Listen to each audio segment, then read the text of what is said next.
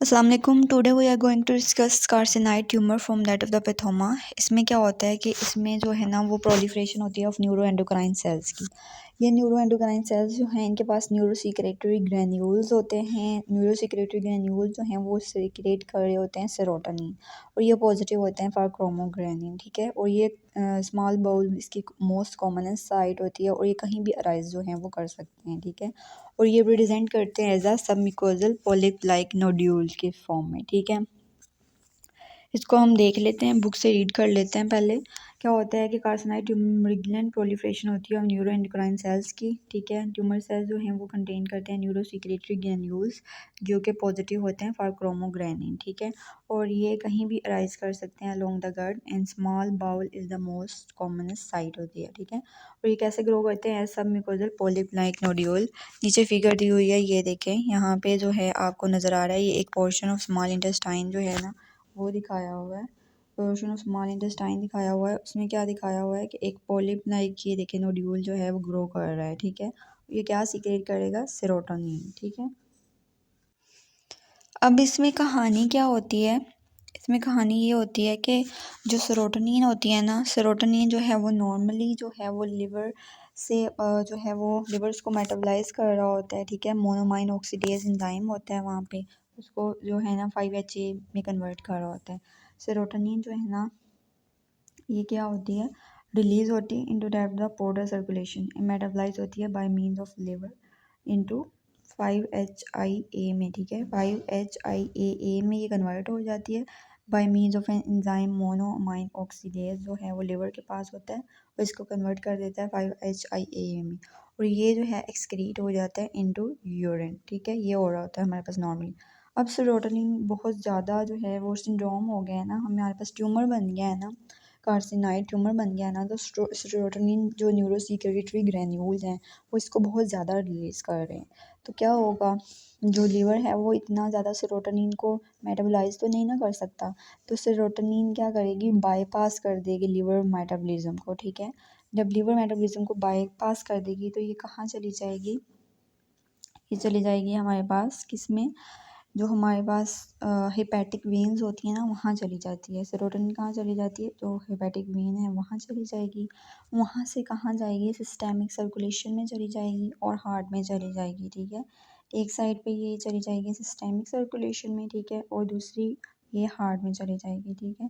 Inferior vena cava के through ये heart में चली जाती है, ठीक है। अब हार्ट में क्या करती है जाके, कि जो होता है ना राइट हार्ट में, मोस्टली इंफीरियर वेना केवा हमारे पास राइट हार्ट में होता है ना ओपन, तो ये राइट हार्ट में चली जाती है। वहाँ से क्या होता है कि राइट हार्ट की ये जाके करती है फाइब्रोसिस, ठीक है, फाइब्रोसिस कर देती है, ठीक है। फिर हमारे पास राइट हार्ट से ब्लड कहाँ जाना होता है, लंग्स में जाना होता है ना, तो राइट हार्ट से जब ब्लड जो है वो लंग्स में जाता है तो लंग्स के पास तो ये एंजाइम होता है मोनोमाइन ऑक्सीडेज, ये जो सेरोटोनिन को कन्वर्ट कर देता है इनटू 5HIAA। तो फिर लेफ़्ट हार्ट का हमारे पास फाइब्रोसिस नहीं होता, हमारे पास सिर्फ राइट साइडेड वैल्वुलर फाइब्रोसिस होती है, ठीक है। लेफ़्ट साइडेड वैल्वुलर फाइब्रोसिस नहीं होती क्योंकि लंग्स के पास जो है वो मोनोमाइन ऑक्सीडेज होता है, वो सेरोटोनिन को कन्वर्ट कर देता है इनटू 5HIAA में। तो ये सारी जो है वो कहानी लिखी हुई है। अब इसको हम बुक से रीड कर लेते हैं। क्या लिखा हुआ है कि जो ये कार्सिनाइड ट्यूमर है ना ये सीक्रेट करता है सेरोटोनिन को, ठीक है। सेरोटोनिन जो रिलीज हो जाती है इनटू पोर्टल सर्कुलेशन में and metabolised bye liver monoamine oxidase into 5HIAA। 5HIAA जो है वो एक्सक्रीट हो जाता है इनटू द यूरिन, ठीक है। अब हमारे पास कार्सिनाइड ट्यूमर हो गया है, ठीक है। अब क्या होगा, लिवर जो है ना वो क्या करेगा, allow serotonin to bypass liver metabolism, serotonin जो है वो रिलीज हो जाएगी इनटू हेपेटिक वेन और वहाँ से वो लीक कर जाएगी इनटू सिस्टेमिक सर्कुलेशन में वाया हिपेटोसिस्टेमिक शंट से, और रिजल्टेंट क्या होगा, कार्सिनाइड सिंड्रोम हो जाएगा और कार्सिनाइड हार्ट डिजीज़ हो जाएगी, ठीक है। कार्सिनाइड जो है वो सिंड्रोम क्या होता है, it is characterize by, carcinoid syndrome जो है it is characterize by bronchospasm. हमारे पास सिस्टेमिक सर्कुलेशन से जहाँ जहाँ वो जाएगी, मतलब अगर वो हमारे लंग्स में जाएगी वहाँ ब्रोंकोस्पैज्म कर देगी, ठीक है। GIT में जाएगी वहाँ डायरिया कर देगी, ठीक है। और अगर स्किन में जाएगी तो फ्लशिंग ऑफ स्किन हो जाएगी। और ये सारी सिम्टम्स ट्रिगर होती हैं bye means of alcoholism and emotional stress. क्या हो रहा होता है कि हमारे पास जो अल्कोहलिज्म और स्ट्रेस में क्या होता है कि सेरोटोनिन की जो रिलीज़ है ना वो ज़्यादा हो जाती है।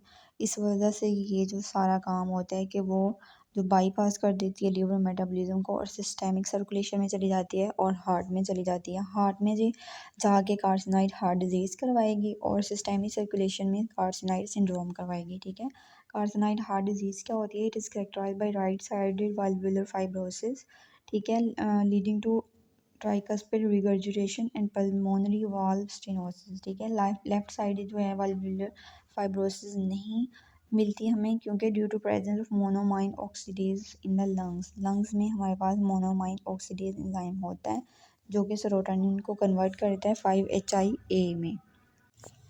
नेक्स्ट हमारे पास है अपेंडिक्स।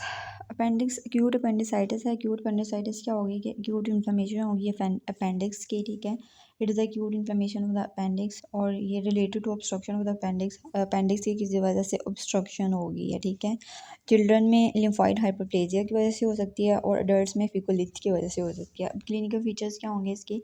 पेरियम्बलाइकल पेन होगी, फीवर होगा, नोजिया होगा। ठीक है, और राइट लोअर क्वाड्रेंट में पेन और मैकबर्नी पॉइंट क्या होता है कि अगर ये हमारे पास अम्बलाइकस है, ठीक है, और ये इंटीरियर सुपीरियर जो है इंटीरियर सुपीरियर आइलिक स्पाइन है। ठीक है, इस तरह जो होता है इंटीरियर सुपीरियर आइलिक स्पाइन का पॉइंट है, तो यहाँ से एक हम लाइन ड्रा करते हैं इस तरह। ठीक है, तो अम्बलाइकस से 2/3 पोर्शन, ठीक है, और यही लेटरल वाला 1/3 पोर्शन होता है। यहाँ पे एक पॉइंट बनता है। ठीक है, ये 1/3 होता है लेटरल और 2/3 अम्बलाइकल से। ये पॉइंट जो होता है यहाँ पे इसकी पेन जो है वो रेडिएट कर रही होती है अपेंडिक्स की, इसको हम मैकबर्नी पॉइंट कहते हैं। ठीक है, और रप्चर, अगर ये रप्चर कर जाए तो इससे क्या होता है पेरिटोनाइटिस भी हो सकता है। ठीक है, और पेरी अपेंडिशियल ऑब्सेस जो है इसकी मोस्ट इम्पॉर्टेंट जो है वो कॉम्प्लिकेशन है। नेक्स्ट टॉपिक जो है वो है हमारे पास इन्फ्लामेटरी बाउल डिजीज़। अब इन्फ्लामेटरी बाउल डिजीज़ क्या होती है कि इसमें इन्फ्लामेशन हो जाती है बाउल की। ठीक है, इन्फ्लामेशन हो जाती है, हमारे पास क्या होता है इट इज़ इम्यून जो रिस्पॉन्स होता है एंटेरिक फ्लोरा का, उस वजह से ही होती है। हमारे पास नॉर्मली गट फ्लोरा होते हैं वो कुछ नहीं हमें कह रहे होते, लेकिन जब हम इनको तंग करते हैं ये तो हमें तंग करते हैं। ठीक है, क्या होता है इन्फ्लामेटरी बाउल डिजीज़ में? chronic relapsing inflammation of the bowel possibly due to abnormal immune response to enteric flora। ठीक है, ये मोस्ट कॉमनली आपने याद रखना है कि यंग वुमेन जो है उनमें ज़्यादातर होता है। ये आपको नीचे वाली चीज़ें याद रखने की ज़रूरत नहीं है और इसका डायग्नोसिस हम एक्सक्लूजन से करते हैं, डायग्नोसिस ऑफ एक्सक्लूजन, क्योंकि अदर डिजीज़ भी जो हैं वो बाउल इन्फ्लेमेशन को मिमिक कर रही होती हैं। ठीक है, और इसको हम दो में डिवाइड करते हैं, Crohn disease and ulcerative colitis. ये रिलेटेड टू दोनों में डिफरेंस जो है ना प्रो पॉइंट ऑफ व्यू से वेरी वेरी इंपॉर्टेंट है। इसको हम देख लेते हैं टेबल से। ओके जी, ये डिफरेंस दिया हुआ है हमारे पास ulcerative colitis and Crohn disease का। सबसे पहले हम अल्सरेटिव कोलाइटिस को देख लेते हैं कि अगर ये हमारे पास इंटेस्टाइन है, इस तरह अगर हम इसको ड्रा करें यूँ, तो हमारे पास इसमें क्या होती है, इसमें इसकी लोकेशन क्या होती है अल्सरेटिव कोलाइटिस की कि इसने इस तरह जो है ना रेक्टम के पोर्शन को इस तरह इन्वॉल्व करना होता है इस तरह। ठीक है, और ऐसे एक्सटेंड करना होता है इसने ऊपर को जो है वो कोलोन को इन्वॉल्व करना होता है, और ऐसे ये पूरा इन्वॉल्व करता है इस तरह रेक्टम को भी इन्वॉल्व कर लेता है और इस तरह एक्सटेंड अपवर्ड करती है। ठीक है, ये जो हमारे पास जो होती है ना अल्सरेटिव कोलाइटिस। ठीक हो गया, ये तो होगी इसकी लोकेशन। अब इसकी वाल्व इन्वॉल्वमेंट की बात करें तो इसमें म्यूकोजा और सब म्यूकोजा दोनों इन्वॉल्व होते हैं। ठीक है, मतलब सारी लेयर्स इन्वॉल्व नहीं होती हैं, सिर्फ म्यूकोजा एंड सब म्यूकोजा जो है वो इन्वॉल्व होते हैं इसमें। ठीक है, और अब पेशेंट प्रेजेंट कैसे करेगा? लेफ़्ट लोअर क्वाड्रेंट पेन हो रही होगी। ठीक है, ब्लडी डायरिया के साथ प्रेजेंट करेगा। ये देखें ये लेफ़्ट साइड ही है ना, तो लेफ़्ट इस तरह का क्वाड्रेंट्स ड्रा करें हम। क्वाड्रेंट्स को इस तरह मैं ड्रा करूँ, ये देखें ये, तो ये लेफ़्ट लोअर क्वाड्रेंट में इसको पेन हो रही होगी और जो है वो ब्लडी डायरिया भी होगा। ठीक है, और इसमें क्या होता है, इसमें क्रिप्ट एब्सेसिस बनते हैं। हिस्टोलॉजी भी अगर देखें ना तो हमें न्यूट्रोफिल्स मिलते हैं।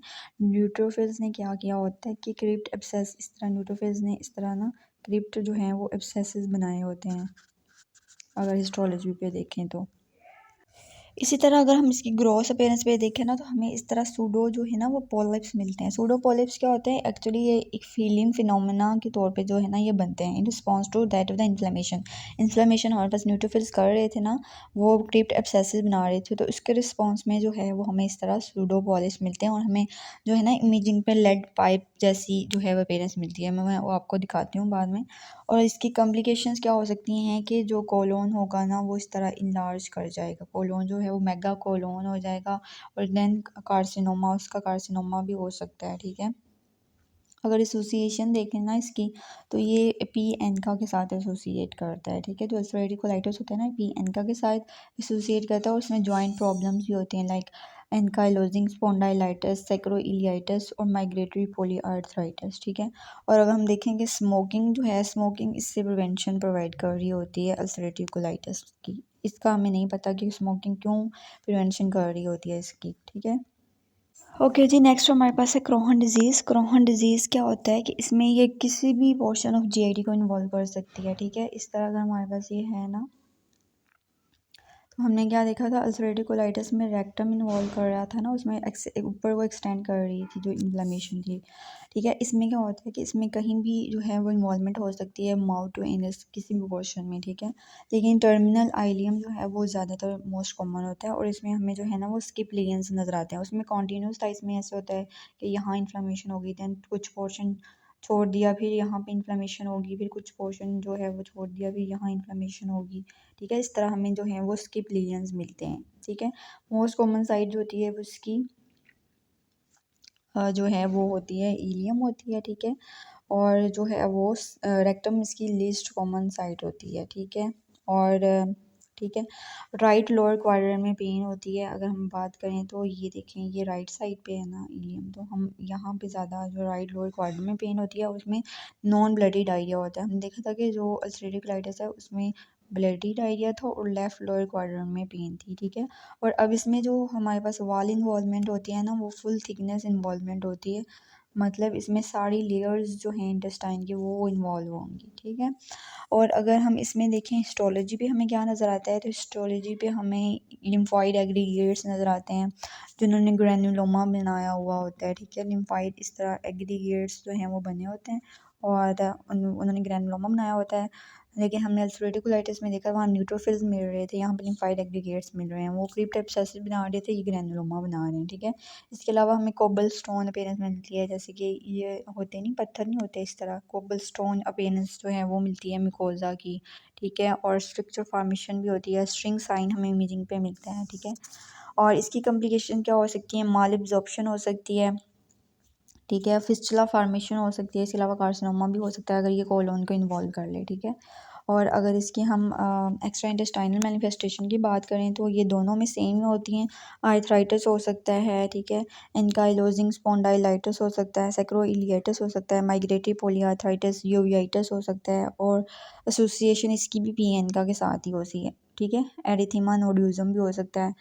और इसके अलावा इसका अगर रिस्क देखें स्मोकिंग के साथ, तो ये इस स्मोकिंग जो है वो क्रोहन डिजीज़ का रिस्क ज़्यादा करवा देती है। ठीक है, तो ये बुक से अगर देखें तो बुक में जो बातें मैंने बताई हैं ना वही लिखी हुई हैं। ठीक है, वाल इन्वॉल्वमेंट मिकोजा एंड सब मिकोजा होती है अल्सरेटिव कोलाइटिस में, और लोकेशन इसकी रेक्टम में होती है और एक्सटेंड करती है अपवर्ड। ठीक है, तो ये सारे पॉइंट्स आपने पढ़ लेने, इससे आपको इंशाल्लाह समझ आ जाएगी। नेक्स्ट अगर हम देखें नीचे जो फिगर्स दी हुई हैं इसको देख लेते हैं। सबसे पहले उसने क्या दिखाया हुआ है कि ये जो है ना अल्सरेटिव कोलाइटिस दिखाया हुआ है, ये जो पोर्शन है ना ये पोर्शन जो है ये रेक्टम का दिखाया हुआ है। ठीक है, और ये ऐसे एक्सटेंड ऊपर को कर रहा है। ठीक है, और ये देखें ये नॉर्मल मिकोजा दिखाया हुआ है। ठीक हो गया। नेक्स्ट जो है क्रिप्ट एब्सेस, ये क्रिप्ट एब्सेस दिखाई हुई है। ठीक है, क्रिप्ट एब्सेस दिखाई हुई है, उसका जो है वो न्यूट्रोफिल से जो है वो क्रिप्ट एब्सेस बनी हुई है विद न्यूट्रोफिल्स, ये दिखाया हुआ है, क्रिप्ट हाइपरप्लेजिया हुआ है। और देन अगर सी में देखें तो हमें लेड पाइप साइन नज़र आ रहा है, ये देखें ये हमें लेड पाइप जैसी जो है ना वो अपीयरेंस नज़र आ रही है, और ये अल्सरेटिव कोलाइटिस में होती है। नेक्स्ट नीचे क्या है, नीचे देखें तो हमें जो है वो क्रीपिंग फैट नज़र आ रहा है। ठीक है, ये देखें ये कोबल स्टोन अपीयरेंस नज़र आ रही है, ये कोबल स्टोन अपीयरेंस है ये। ठीक है। और ये देखें ये नॉर्मल म्यूकोसा है, ठीक है। ये वाला जो इस तरह फैट है ये क्रीपिंग फैट है और ये कोबलस्टोन अपीयरेंस है, ठीक है। ने इस वाली फिगर में क्या दिखाया हुआ है, इसमें हमें जो है ना वो स्ट्रिंग साइन दिखाया हुआ है, यूँ ये देखें स्ट्रिंग के जैसे है, इसकी स्ट्रिंग साइन है ये वाला, यूँ स्ट्रिंग साइन दिखाया हुआ है जो हमें क्रोहन डिजीज़ पे नज़र आता है। ठीक हो गया। तो ये हमारे पास इन्फ्लामेटरी बाउल डिजीज़ थी। If you have any queries, then you can ask me. Thank you.